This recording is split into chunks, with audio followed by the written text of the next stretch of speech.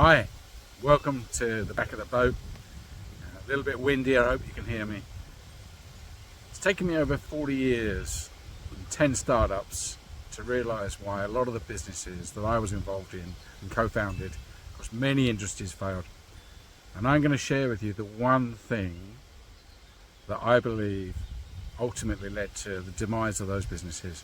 Better than that, over the next 8 minutes, I'm going to tell you what it is and what you can do about it. These millionaires and billionaires that follow often failed at school and also in business. Steve Jobs was removed from a failed project which was called Apple Lisa. No, I'd not heard of it either.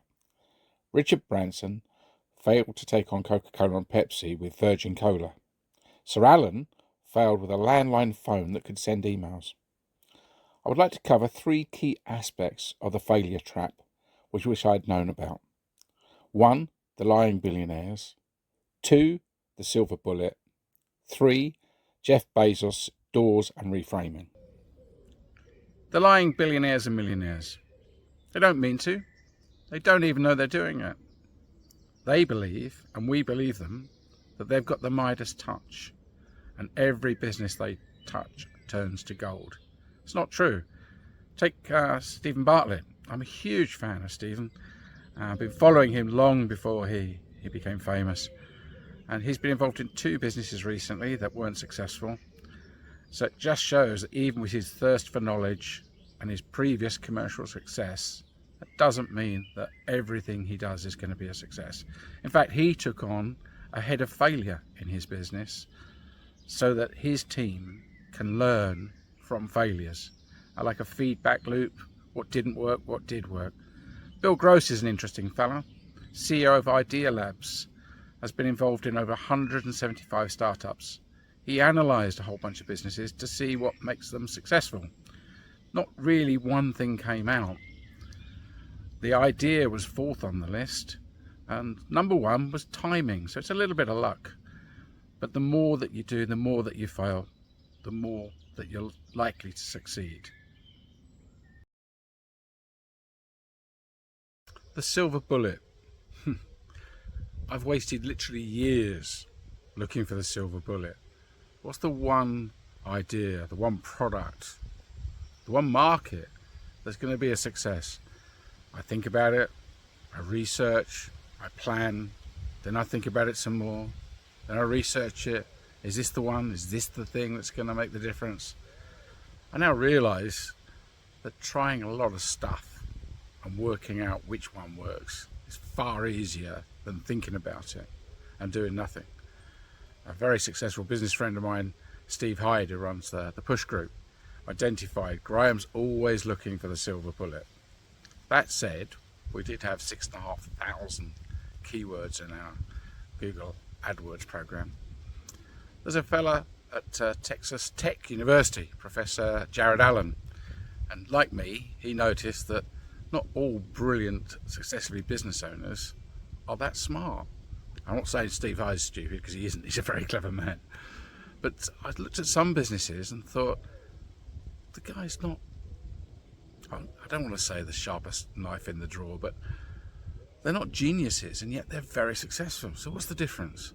Well, Professor Jared Allen looked at that and 65,000 individuals, and they found that the difference between the successful businesses was only 10% down to the business owner's IQ and 90% down to their EQ, their emotional qualities. So how do they understand themselves? How do they understand others? Do they empathize? Do they sympathize? And that's way smarter than looking at a spreadsheet and trying to work out the best way. So I urge you not to look for the silver bullet. Just get on and try stuff. I hope the sound quality is alright as the wind's picked up and the boat's rocking a little bit. So if you're feeling a little seasick, that's what's going on. I came across a great idea recently from the brilliant businessman Jeff Bezos. And what a brilliant business model that is too. And he has this concept of the 2-way and the 1-way door decision. So the 2-way door means that having made that decision and you've gone through the door, Can you turn around and go back quickly if it isn't working out? And if so, just get on with it and try it. The one-way door is if it's a major decision and going backwards would be a bit of a task or very time-consuming or expensive, then don't do it. So I think most decisions are two-way, so why not try something and move on? We can always turn back. Understanding that your emotional abilities are as important as your mental capabilities, we've designed a test. It takes 3 to 4 minutes, 14 questions to assess your attitude to failure. There's a link in the description, and we'll also send you a personalised report with some indicators that tell you where you might want to focus. Many years ago I was required to do a personality test. I did have one. Took about 3 hours, and it's to join a big UK engineering conglomerate. Some weird questions. How many S's can you write forward in a minute? How many S's can you write backwards in a minute? How many things can you think of that are white and you can eat? I bet you're thinking of them now, aren't you? I'll give you a few. Rice, bread, pasta, milk, yogurt. Anyway, after the video you can add a few more, or put them in the comments section. So I did the test. My results came back a bit weird, which is a bit surprising. So they sent it off to the guy that designed the test, and he wrote back 4 pages of who he thought Graham Brooks was. And you could give it to any member of my family and they would recognize it was me. And he said, can talk, can study, prefers to talk. Probably true, which is why I had many a happy year in corporate sales. Additionally, it said I liked art and music, and I didn't. But 20 years ago, I took up watercolour, sold a few pictures, and recently, in the last 10 years, I picked up guitar. So I don't know whether I'm fulfilling that fella's picture of me or whether that was in me somewhere. But definitely take the failure test to see your strengths and weaknesses. So please do like, subscribe and share. It helps the YouTube algorithm, bet you've heard it before. But also, better than that, it helps us reach a lot more business owners. Small business is tough. The failure rate is high, and we've been discussing attitudes to failure. We're on a mission to help people who feel struggling with a small business. And if you look at the numbers, the GDP that small business contribute, it's amazing. I want to encourage people and also help them avoid the mistakes that we've made over the years. By all means, buy the book, the ebook, which is 52, or the paperback, which is 52 mistakes I've made in business, so you don't have to. Additionally, do take the attitude to failure test.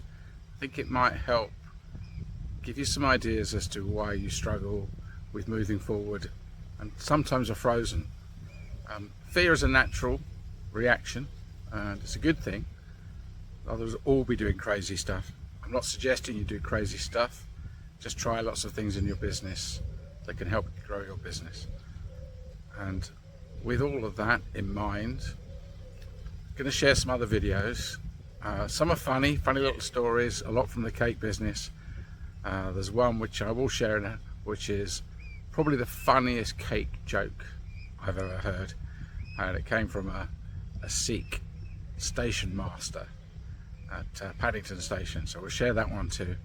But additionally, if you want to find out how I ended up living on a boat, well, the truth is I sacked my entire family. So if you're interested in learning that story, the link will be up here, maybe up here. Click on that.